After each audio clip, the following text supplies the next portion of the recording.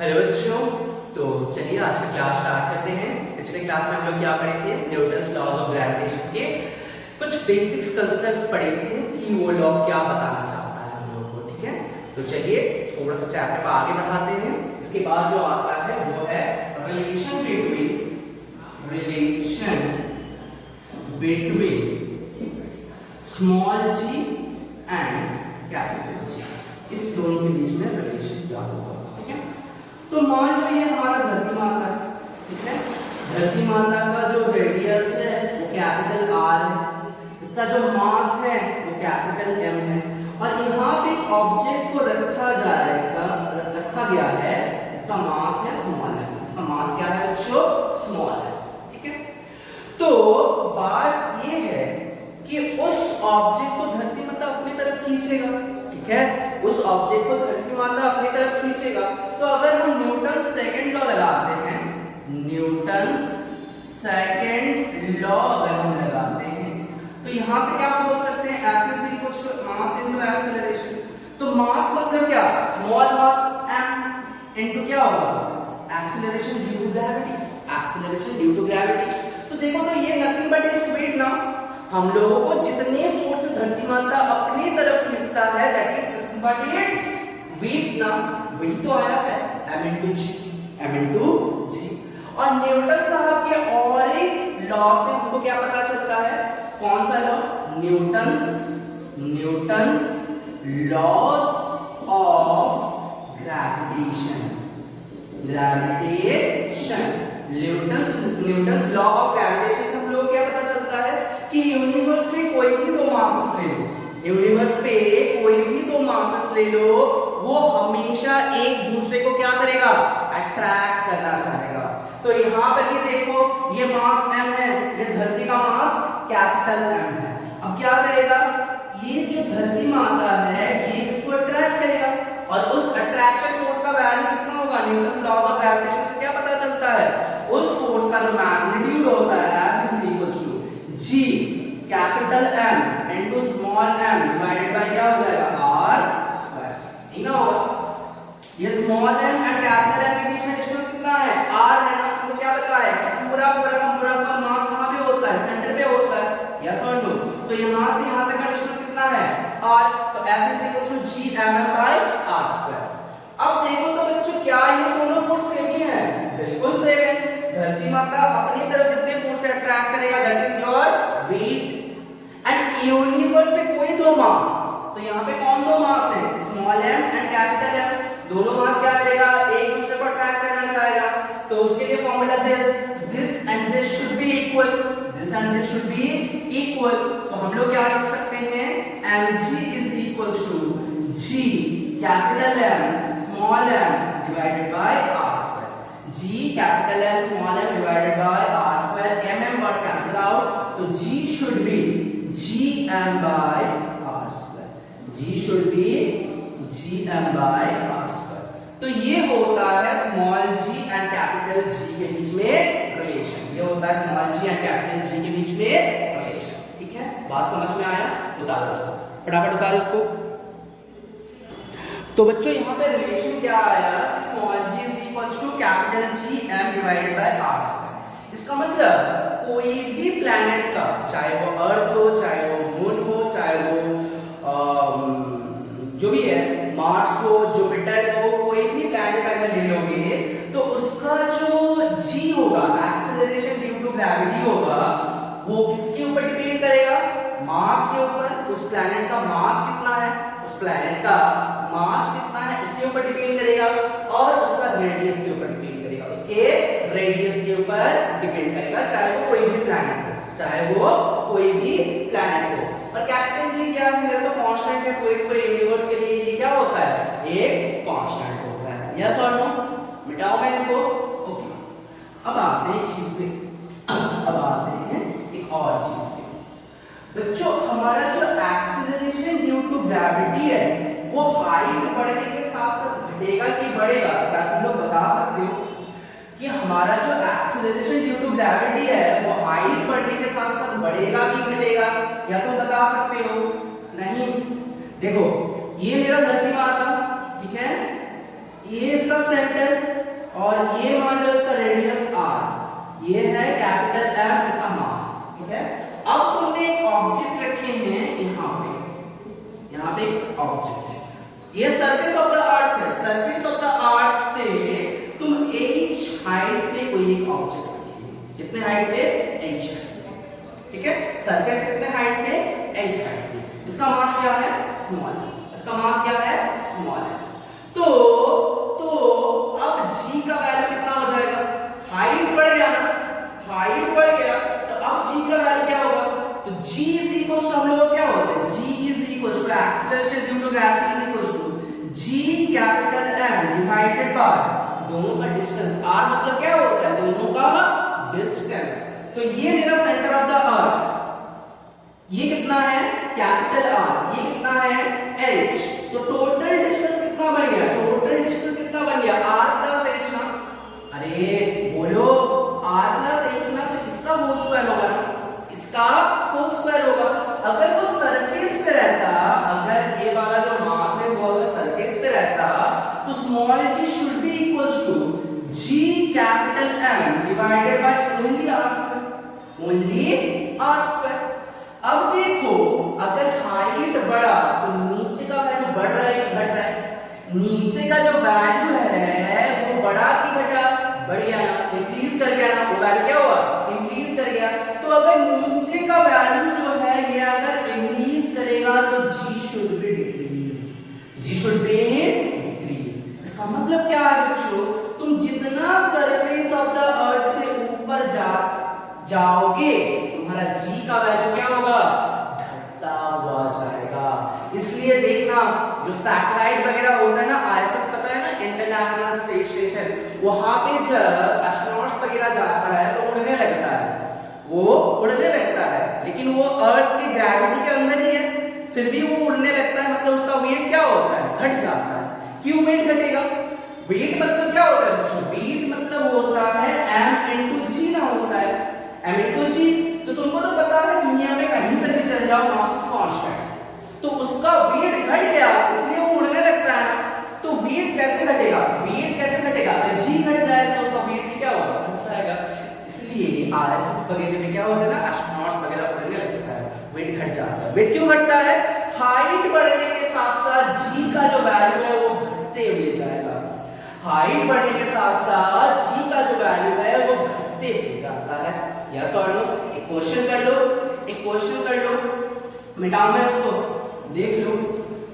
अर्थ के सरफेस पे g का वैल्यू कितना होता है बच्चों, अर्थ के सरफेस पे g का वैल्यू कितना होता है, 9.8 मीटर पर सेकंड स्क्वायर, कितना होता है at earth surface, at earth surface value of g is equals to 9.8 metre पर सेकंड स्क्वायर, कितना होता है। और अप्रॉक्सीमेटली कभी कभार ले लेते हैं 10, वो अलग बात है। तो अर्थ के सरफेस में g का वैल्यू कितना होता है, 9.8 मीटर पर सेकंड स्क्वायर। अगर ऊपर उठते हुए जाओगे तो g का वैल्यू घटेगा जरूर। क्वेश्चन कर लो एक, mass of the earth, mass of the earth दिया गया है 6 × 10⁻24 kg, ठीक है। कैपिटल G का वैल्यू हम लोगों को पता है 6.67 × 10⁻11 newton metre square kg⁻²। Radius of the earth दिया गया है, रेडियस ऑफ द अर्थ दिया गया 6400 किलोमीटर, ठीक है। अब अगर हाइट h, अगर height h is equal to 1000 kilometre होगा तब जाकर के g का वैल्यू कितना होगा। अगर हाइट 1000 किलोमीटर होगा मतलब ये तुम्हारा धरती है, धरती से अगर तुम 1000 किलोमीटर ऊपर जाते हो, क्या तुम्हारा g का वैल्यू सेम रहेगा, बिल्कुल नहीं रहेगा। g का वैल्यू क्या होगा, घटते हुए जाता है। तो फाइंड इट आउट कि अगर 1000 मीटर हाइट तुम ऊपर चल जाते हो तो तुम्हारा g का वैल्यू कितना होगा, फाइंड आउट फटाफट। हो गया, लंबा चौड़ा कैलकुलेशन है, कुछ नहीं है। तो क्या है, g small g is equal to क्या होगा, capital G into m divided by r plus h का होल स्क्वायर। ये तो धरती पे नहीं है, ये तो धरती पे नहीं है, धरती धरती का सरफेस पे तो नहीं है, ये तो हाइट पे है, h हाइट पे है, यस और नो।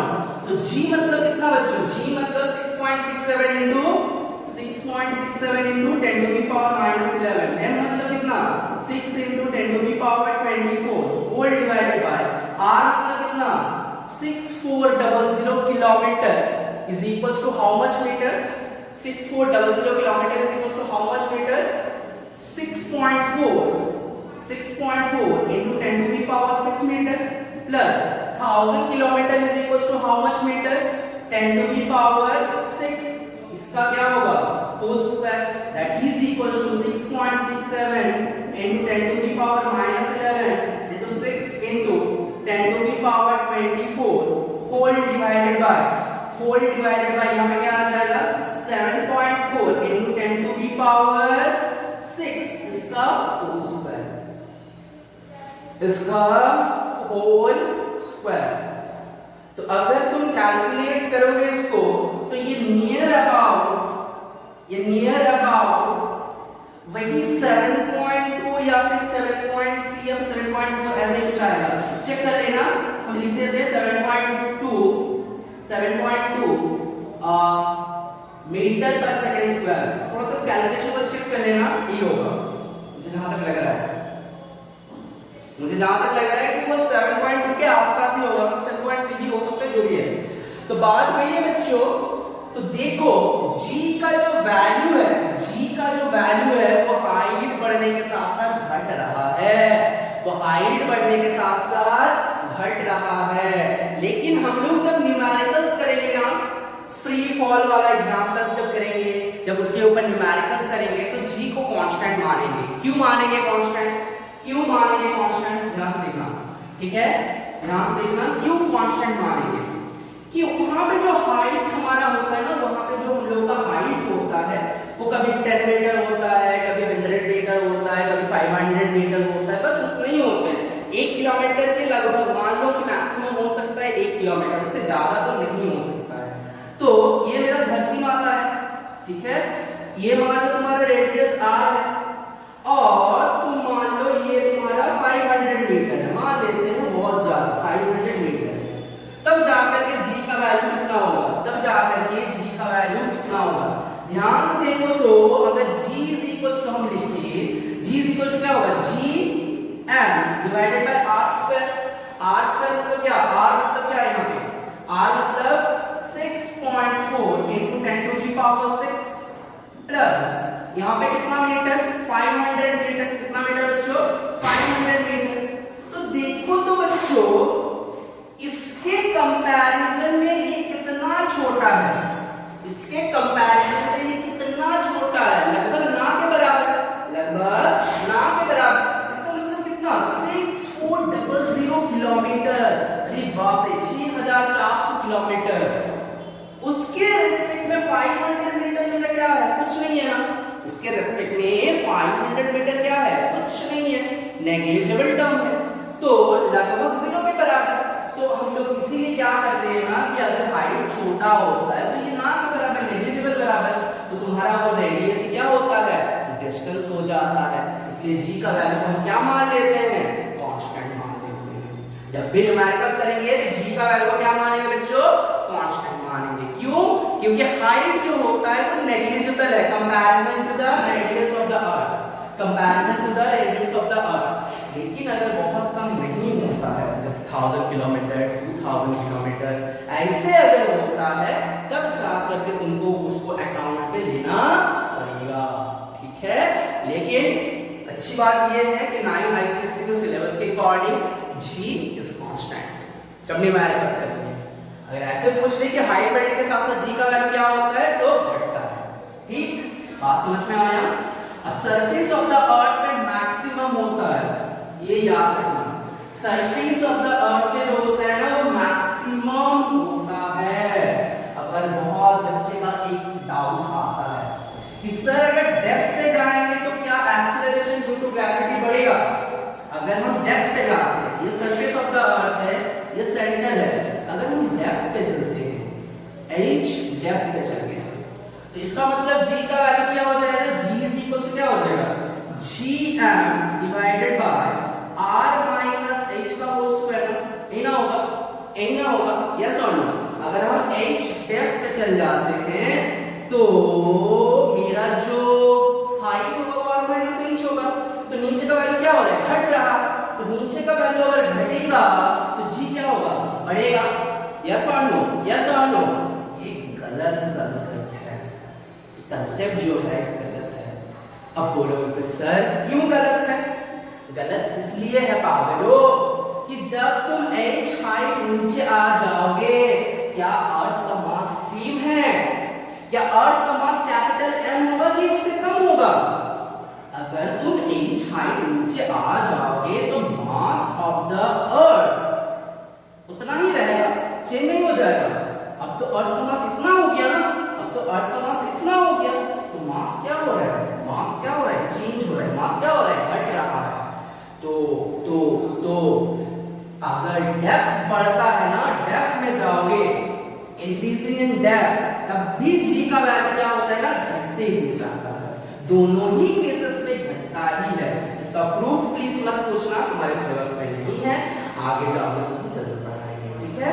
तो ये तुम्हारा सरफेस ऑफ द अर्थ है। अगर ऊपर जाओगे तो क्या होगा, जी डिक्रीजेस, जी डिक्रीजेस। अगर नीचे जाओगे, डेप्थ पे जाओगे, तब भी क्या होगा, जी डिक्रीजेस, तब भी क्या होगा, जी डिक्रीजेस। दोनों में ही जी डिक्रीज करता है।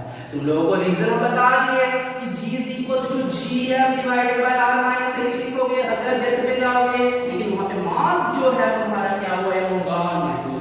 वो मास क्या होता है, चेंज हो जाता है। अब कैसे इसको डील करना है उसमें हम नहीं जा रहे हैं, ठीक है, क्योंकि वो तुम्हारे सिलेबस पे है नहीं। लेकिन फॉर द टाइम बिंग ये मान के देखो कि डेप्थ में जाओगे तो भी जी डिक्रीज करेगा, हाइट में भी जाओगे तो भी जी डिक्रीज करेगा। तो मैक्सिमम कहां होता है, सरफेस ऑफ द अर्थ पे होता है। जी का वैल्यू मैक्सिमम कहां पे होता है, सरफेस ऑफ द अर्थ पे होता है, ठीक है। तो whatever you want to write please write it down, ठीक है बच्चों। ये हो गया। अब फ्री फॉल की बात करते हैं। मिटाओ ना इसको, मिटा ही लिए हैं फिर बोल रहे हैं कि मिटाओ, ऐसा नहीं है। चलो फ्री फॉल करते हैं, बहुत इंपॉर्टेंट है आपके सिलेबस के अकॉर्डिंग, ठीक है। फ्री फॉल ना, इसमें कुछ नहीं है, बहुत बच्चे फॉर्मूला रटता है, मत रटना मत, ठीक है।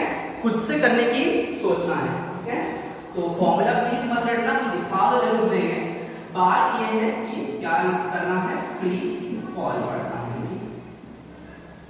बात ये होता है बच्चों कि ग्राउंड से अगर कोई भी बॉल को ऊपर की ओर फेंकते हो, ग्राउंड से कोई भी बॉल को ऊपर की ओर फेंकते हो, तो एक्सीलरेशन होगा कि डी एक्सीलरेशन होगा।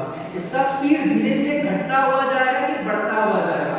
अगर मान लो कोई एक बॉल है, उसको तुम ऊपर की ओर फेंक रहे हो, ऊपर की ओर फेंक रहे हो, तो इसका एक्सीलरेशन होगा कि डी एक्सीलरेशन होगा, ऑब्वियसली इसका डी एक्सीलरेशन होगा।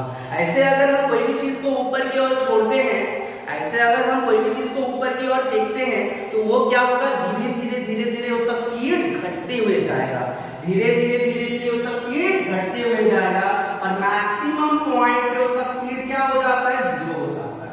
मैक्सिमम पॉइंट पे उसका स्पीड क्या हो जाता है, जीरो हो जाता है।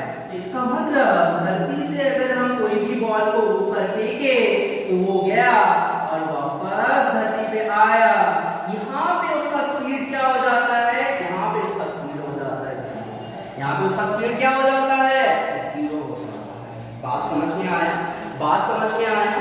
तो यहाँ पे इसका डी एक्सेलरेशन होगा ना, स्पीड धीरे धीरे घटता हुआ जाएगा, लेकिन वो डी एक्सेलरेशन का वैल्यू कितना होगा, यहाँ पे फ्री फॉल हो रहा है ना, ऊपर की ओर जा रहा है ना, तो एक्सेलरेशन, कौन सा एक्सेलरेशन लगेगा, एक्सेलरेशन ड्यू टू ग्रेविटी लगेगा। कौन सा एक्सेलरेशन लगेगा बच्चों, एक्सेलरेशन ड्यू टू ग्रेविटी लगेगा, ठीक है। तो अगर ऊपर की ओर जा रहे हैं तो रिटार्डेशन होगा। इसका मतलब वहां पे माइनस जी लिखेंगे कि प्लस जी लिखेंगे, वहां पे माइनस जी लिखेंगे कि प्लस जी लिखेंगे, ऑब्वियसली माइनस जी लिखना है, ठीक है। तो जब ये ऊपर जा रहा है तब इक्वेशंस पे माइनस जी लिखना है। कौन से इक्वेशन पे, कौन से इक्वेशन पे, इक्वेशंस ऑफ मोशन पे। अब बोलो सर इक्वेशन ऑफ मोशन क्या होता है, वही v is equals to u plus at, v is equals to u plus at v square is equals to u square plus 2as, s is equals to ut plus half of at square। यहाँ पे जो acceleration होगा free fall होगा तो वहां पे a is equals to क्या हो जाएगा, एक्सीलरेशन ड्यू टू ग्रेविटी। तो जब ये ऊपर की ओर उठने लगेगा तो क्या होगा, माइनस लिखेंगे, इक्वेशंस पे क्या लिखेंगे, माइनस लिखेंगे। अगर वो नीचे आते हुए रहेगा, नीचे आएगा तो वहां पे क्या लेंगे, प्लस लेंगे, क्योंकि वहां पे एक्सीलरेशन ना हो रहा है, वहां पे एक्सीलरेशन ना हो रहा है। ऑल्दो हम 11 पे ऐसा नहीं करते हैं, लेकिन तुम्हारे सिलेबस के लिए हमको ऐसे ही चलना होता है, ठीक है। फिर भी छोड़ दो उसको, जो बात है। तो जब वो ऊपर उठेगा, जब वो ऊपर उठेगा तब मेरा इक्वेशन ऑफ मोशन क्या होगा, जब वो ऊपर उठेगा तब इक्वेशन ऑफ मोशन क्या बन जाएगा, v is equals to u minus gt, yes or no, v square is equals to u square minus 2g into height ले लेते हैं, डिस्प्लेसमेंट मतलब क्या होगा, हाइट होगा, and s is equals to ut plus आप लोग इस पे लगा सकते हैं, तो h is equals to क्या हो जाएगा, h is equals to ut minus half of g t square। ये कब होगा, जब ऊपर उठेगा, जब ऊपर उठेगा। जब डाउनवर्ड होगा, जब वो नीचे की ओर फॉल करेगा, जब वो नीचे की ओर फॉल करेगा तब एक्सीलरेशन की डी एक्सीलरेशन, ऑब्वियसली एक्सीलरेशन। तो क्या हो जाएगा यहाँ पे क्या हो जाएगा कि क्या लिखें, v is equals to u plus gt। अच्छा, v square is equals to u square plus 2gt, sorry 2gh होगा ना, 2gh, and h is equals to ut plus half of gt square। ये जब फॉल करेगा तब, ये जब fall करेगा तब, ठीक है। उतार लो इसको, ठीक है ना बच्चों। तो यहाँ पे एक फॉर्मूला लिखा जाता है, बहुत बेसिक सा फॉर्मूला है, तुम लोग देखोगे, तुम लोग भी कर सकते हो कि मैक्सिमम हाइट कितना अटेन करता है। मैक्सिमम हाइट कोई भी ऑब्जेक्ट कितना हाइट मैक्सिमम वो अटेन करता है, कैसे, जैसे मानो कि एक बॉल है यहाँ पे, एक बॉल है यहाँ पे, इसको तुम u स्पीड से ऊपर की ओर फेंकते, कितने स्पीड से, u स्पीड से ऊपर की ओर फेंकते, तो ये मैक्सिमम कितना हाइट जाएगा, ये कैसे डिटरमाइन करें, कितना मैक्सिमम हाइट जाएगा ये कैसे डिटरमाइन करें। अच्छा बच्चों, जब ये मैक्सिमम हाइट पे आएगा, ये जो मैक्सिमम हाइट पे आएगा तब उसका स्पीड कितना होगा, 0। तो यहाँ पे v कितना है, 0। इनिशियली इसका स्पीड कितना था, u, ठीक है।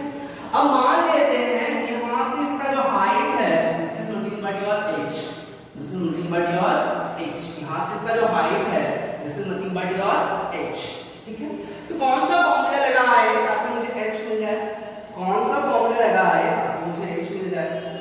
तो देखो, तो ये फॉर्मूला लगा सकते हैं, v square is equal to u square plus 2as लगा सकते हैं, यस और नो। तो v मतलब यहाँ पे कितना, 0, u मतलब u ही है, u मतलब क्या है बच्चों, u ही है, तो u स्क्वायर।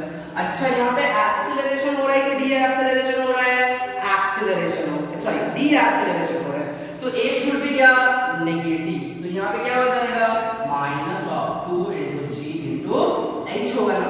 हाइट डिस्प्लेसमेंट में क्या मानेंगे, h मानेंगे, this is equal to this.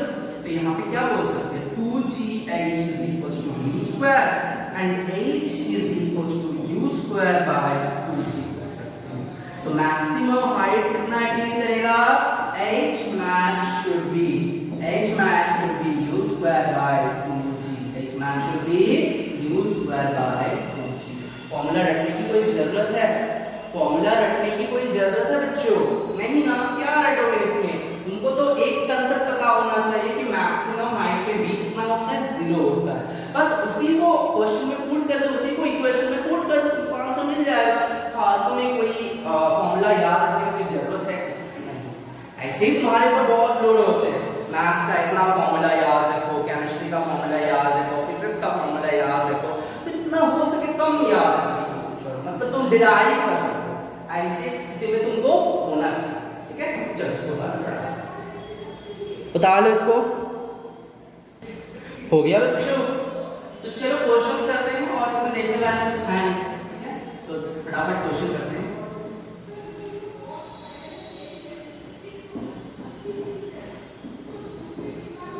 Questions कर लेते हैं, ठीक है? क्वेश्चन कुछ इस तरह से आ रहा है कि मान लो यहाँ पे एक पेबल है, ठीक है? उसको ऊपर फेंका जा रहा है, उसको ऊपर फेंका जा रहा है 20 मीटर पर सेकंड स्पीड से, उसको 20 मीटर पर सेकंड स्पीड से ऊपर की ओर फेंका जा रहा है, ठीक है? पहला क्वेश्चन है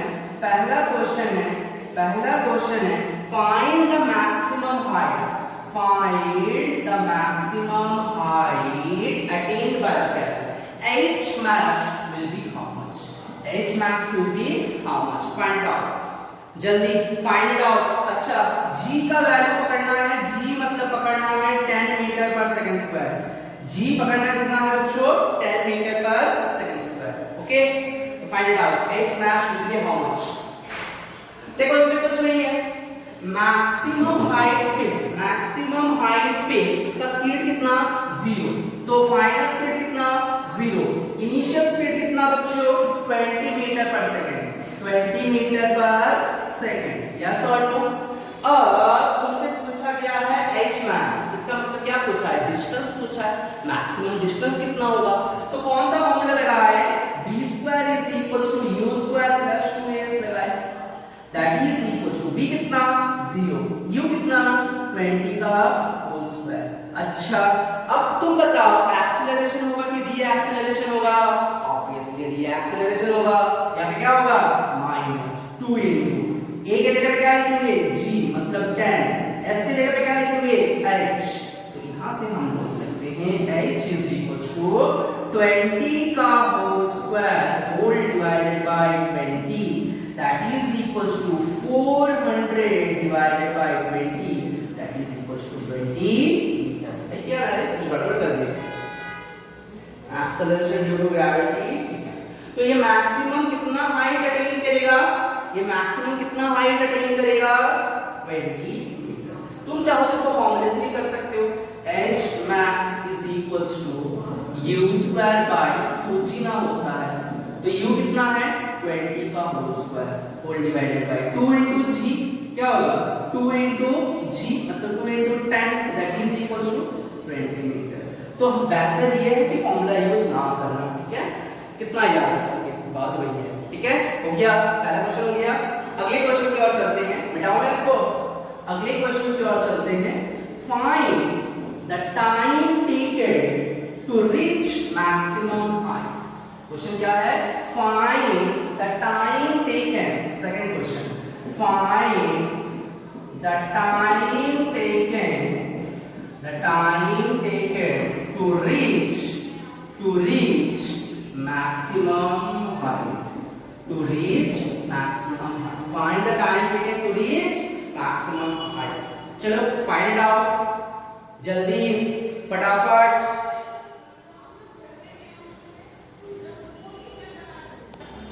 देखो बच्चों इसको कैसे करें, कौन सा फॉर्मूला लगा है ताकि मेरा ये जो क्वेश्चन है सॉल्व हो जाएगा? सिंपली लगा दो, मैक्सिमम हाइट बोला गया है ना, मैक्सिमम हाइट बोला गया है ना, तो मैक्सिमम हाइट पे v कितना? 0, v कितना होता है? 0, यस और नो? तो तुम लगा दो v = u + at, v कितना? 0, u कितना? 20, acceleration D acceleration, obviously D acceleration तो -g इनटू t, तो अल्टीमेटली कितना हो जाएगा? 20 = 10 इनटू t, g का वैल्यू कितना है? 10, तो t will be 2 सेकंड, ठीक है? t will be 2 सेकंड, ठीक है? अच्छा, अगला क्वेश्चन करो, find the total time of flight, find the total time of flight, find the total time of flight, total time of flight, कितना देर वो हवा पे रहा, कितना देर वो हवा पे रहा? What will be your answer? उठने में कितना टाइम लगेगा? मैक्सिमम हाइट पे रीच करने के लिए कितना टाइम लगता है? t इज इक्वल्स टू, अरे बाबा ऐसे ना होगा, ऐसे ना होगा, ऐसे ना होगा, तो उठने के लिए टाइम कितना लगता है? 2 सेकंड। उतरने में कितना टाइम लगेगा? 2 ही सेकंड लगेगा। इसमें भी कंफ्यूजन है? इसमें भी कंफ्यूजन है क्या? नहीं। अरे पागलों, उठने में अगर टाइम t लगता है तो उतरने में भी तो टाइम t ही लगेगा, नहीं लगेगा? अच्छा, इस बात को प्रूव करके चलेगा। अच्छा, यहां से यहां तक का हाइट कितना मिला? 20 मीटर मिला। तो s is equals to 20 metre ना। तो हम उतरने की बात कर रहे हैं, जब ये नीचे उतरता है तो यहाँ पे स्पीड कितना? 0। इसका मतलब यहाँ पे इनिशियल स्पीड कितना मान सकते हैं? 0। तो u इज इक्वल्स टू कितना मान सकते हैं? 0। यस और नो? फाइनल स्पीड नहीं पता भाई, फाइनल स्पीड नहीं पता। अब हम एक फॉर्मूला लगाते हैं जिससे मुझे t मिल जाएगा। कौन सा फॉर्मूला लगाए? s is equals to ut plus half of t square. लगा सकते हैं, बिल्कुल लगा सकते हैं। तो यहाँ पे s कितना?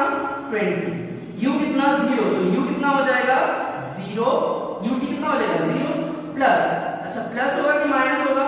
यहाँ पे प्लस होगा कि माइनस होगा? उतरते वक्त टाइम कितना लगेगा ये फाइंड करना है ना। तो जब ये उतरेगा, एक्सीलरेशन दिया, एक्सीलरेशन ऑब्वियसली एक्सीलरेशन, तो यहाँ पे क्या होगा? प्लस हाफ ऑफ g कितना? 10, t कितना? नहीं पता भाई साहब। तो अल्टीमेटली यहाँ पे देखो t square is equal to कितना आ गया? t square is equal to कितना आ गया? 40 by 10 which is equals to 4। तो t is equals to कितना? t is equals to कितना? 2 सेकंड। ये तो रूट हो जाएगा। अरे स्टेप हम नहीं करेंगे, हम लोग बड़े कब होंगे फिर? t is equals to root under 4 ना, तो it is equals to 2 second ना, 2 सेकंड। तो उतरते वक्त टाइम कितना लगा? 2 सेकंड। उठने वक्त टाइम कितना लगा? 2 सेकंड। तो टोटल टाइम ऑफ फ्लाइट कितना हो जाएगा? 2 + 2 that is equals to 4 second. 2 + 2 that is equals to 4 second. Clear? समझ में आया? समझ में आया? अच्छा, अगला क्वेश्चन करें। चलो क्वेश्चन नंबर 3 नहीं होगा, 4 होगा ना।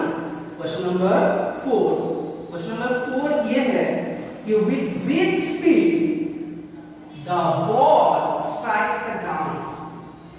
with which speed the ball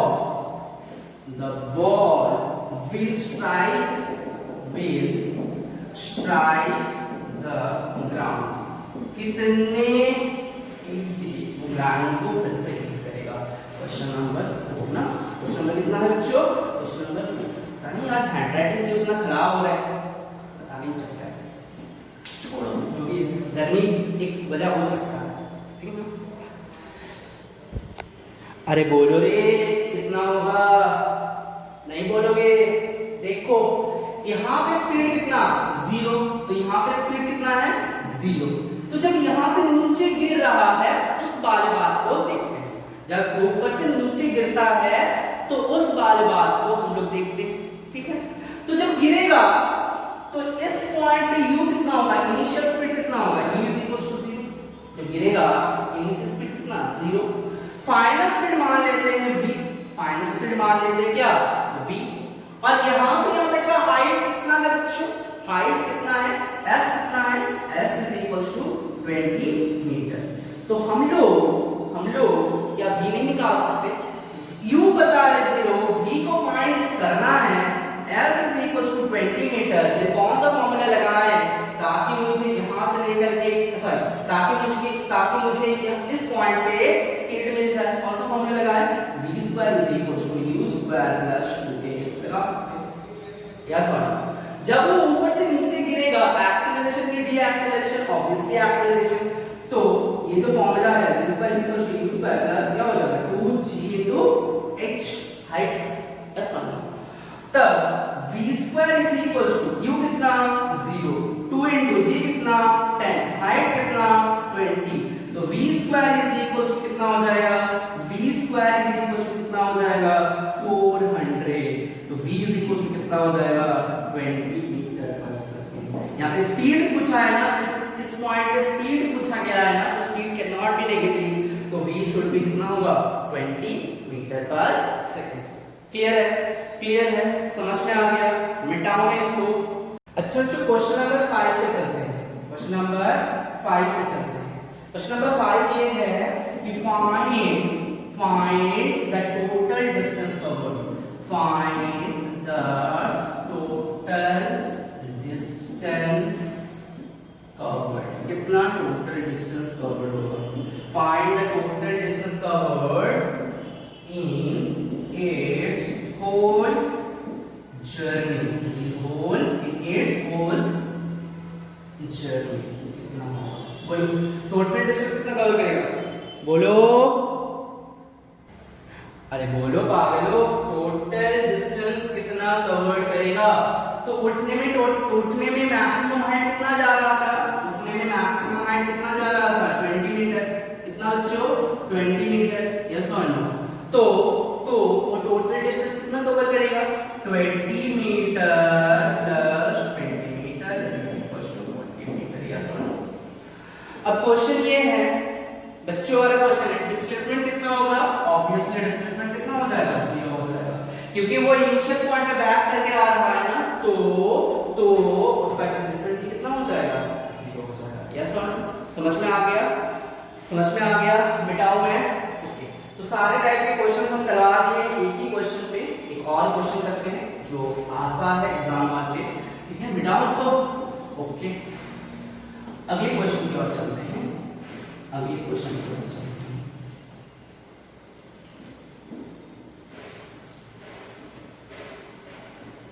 अगला क्वेश्चन कुछ इस तरह से है बच्चों,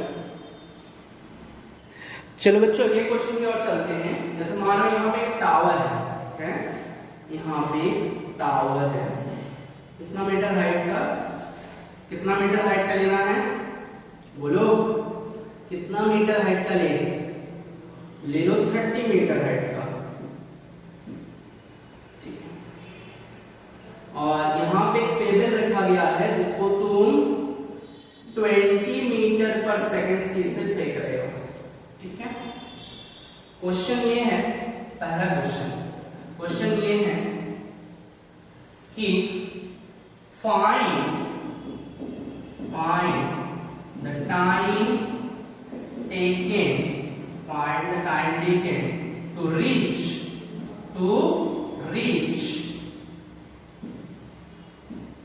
maximum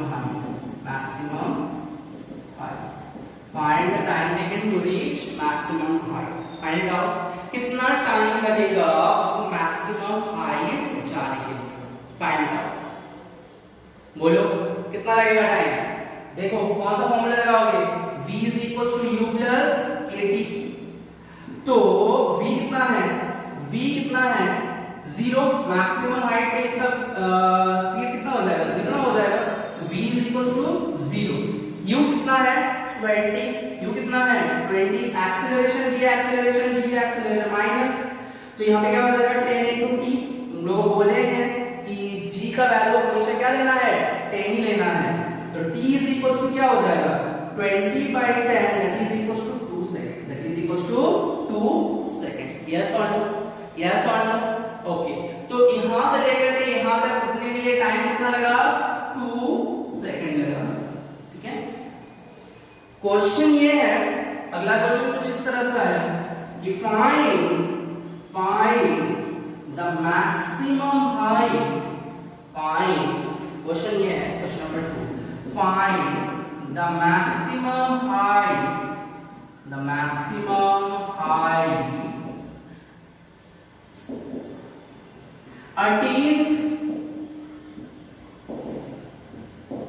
attained by the ball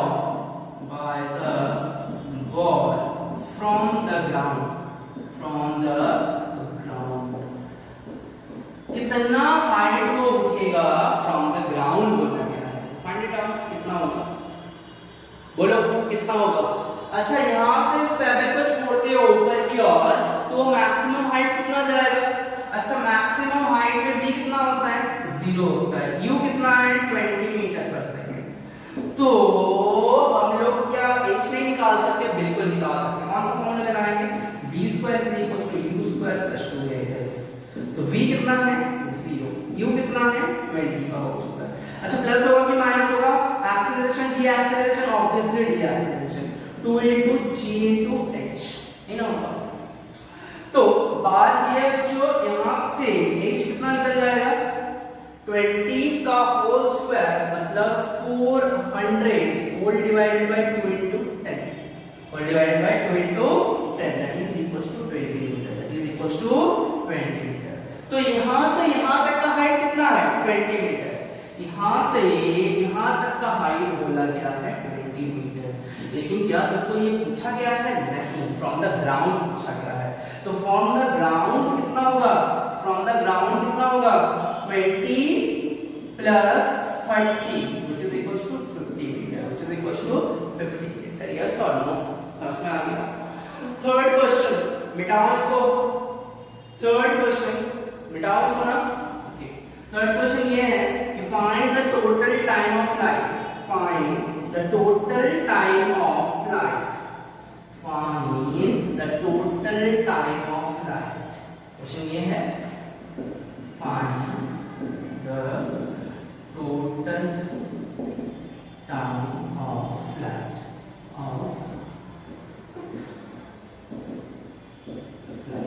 कितना होगा, टोटल टाइम ऑफ फ्लाइट कितना होगा। चलो फाइंड करो, find the total time of flight कितना होगा। अच्छा ये बॉल टेबल जो है ना ये घूम करके नीचे आ रहा है, ठीक है, ये टावर से फेंका जा रहा है तो ये घूम करके एकदम नीचे आ रहा है। Find the total time of flight when the ball reached the ground, when the ball reaches the ground।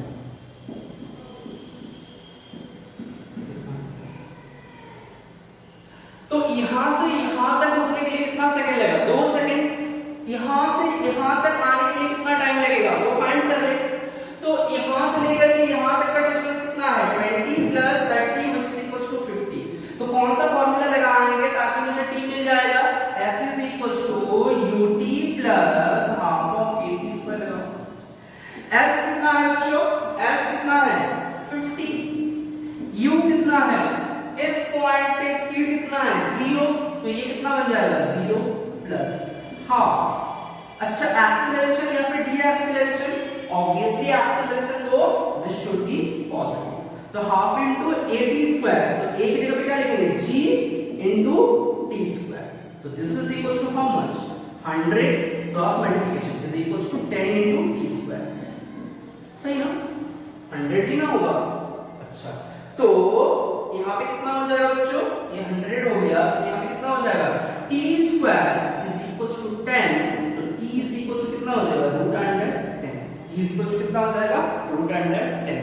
तो टोटल टाइम ऑफ फ्लाइट कितना हो जाएगा 2 plus root under 10 is equals to जो भी होगा, ठीक है, इज इक्वल्स टू ये कितना हो जाएगा 3 पॉइंट समथिंग, यहाँ पे क्या हो जाएगा 3 पॉइंट समथिंग मतलब 5 पॉइंट समथिंग सेकंड, ठीक है। तो रूट 10 का वैल्यू तुम लोगों को भी नहीं पता, मुझे भी नहीं पता, ठीक है। तो 2 प्लस रूट 10 इतना क्या हो जाएगा 7, ठीक है। चलो अब ये तो हो गया। अब क्वेश्चन ये है बच्चों कि जब ये ग्राउंड को हीट करेगा तब उसका स्पीड कितना होगा। Find the speed of the ball when it strike the ground, find the speed of the ball. Third question है find the speed of the ball when it will strike the ground, it will strike the ground। जब ये ground को strike करेगा तो इसका speed कितना होना चाहिए। कैसे फाइंड करोगे, कैसे फाइंड करोगे देखते हैं। चलो यहाँ पे स्पीड कितना 0, तो u is equal to how much 0। Distance total कितना s is equal to कितना 50 मीटर।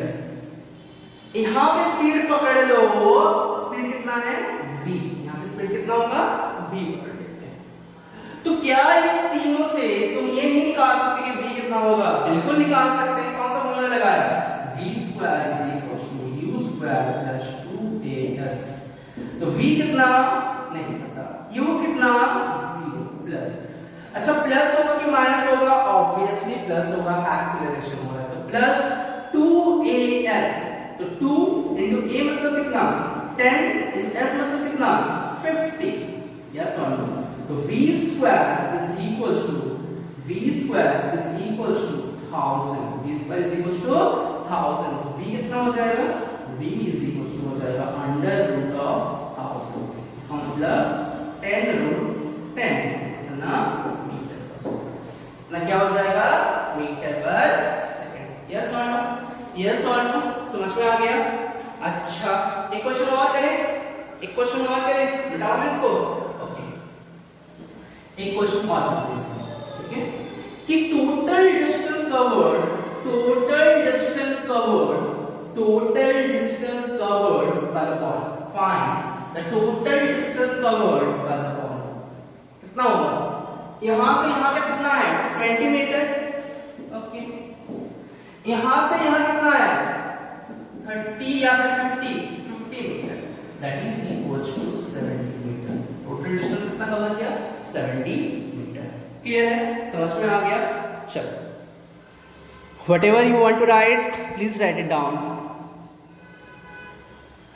तो समझ में बच्चों ये सब क्वेश्चन को कैसे करना है, तो एक दो क्वेश्चन और देख लेते हैं इसमें से, एक दो क्वेश्चन ना और देख लेते हैं कि और क्या कर सकते हैं हम इसमें।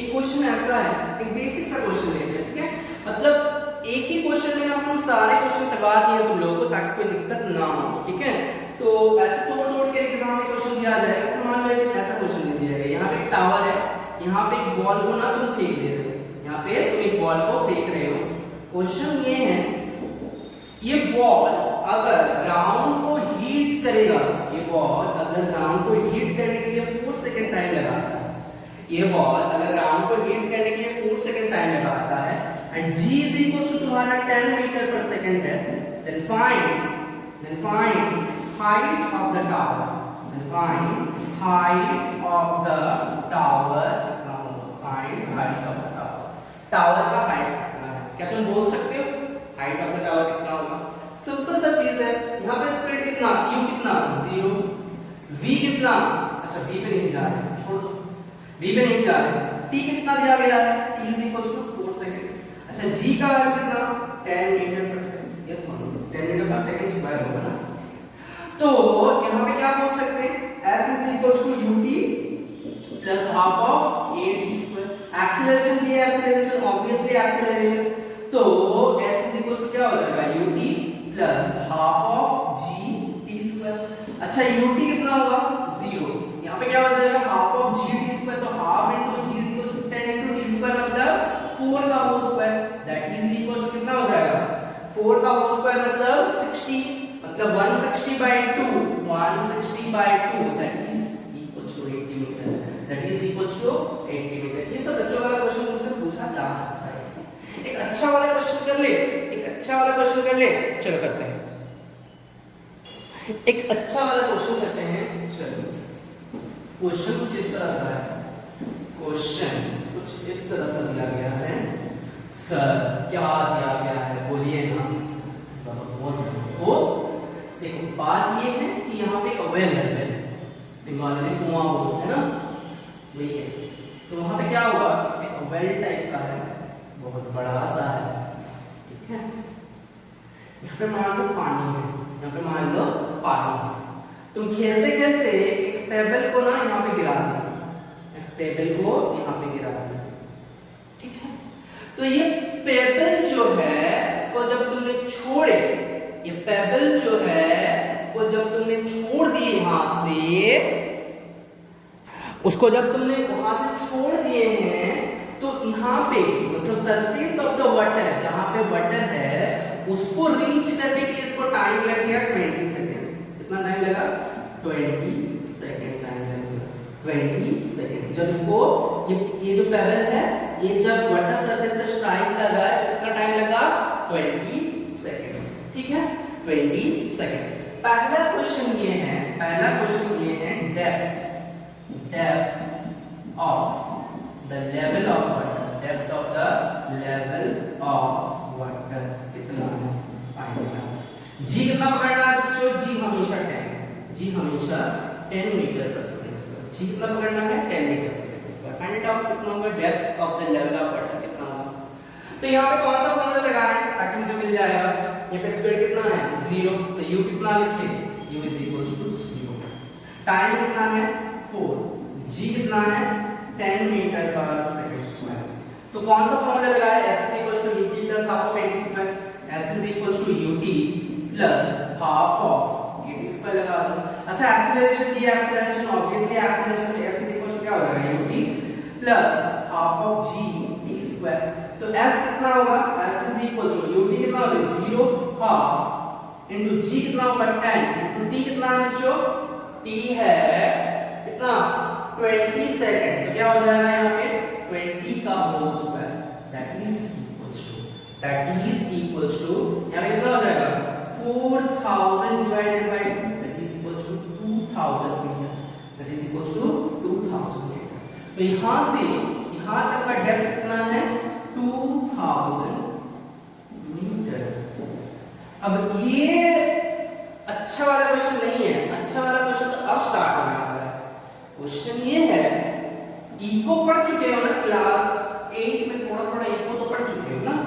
क्वेश्चन ये है कि if the speed of sound is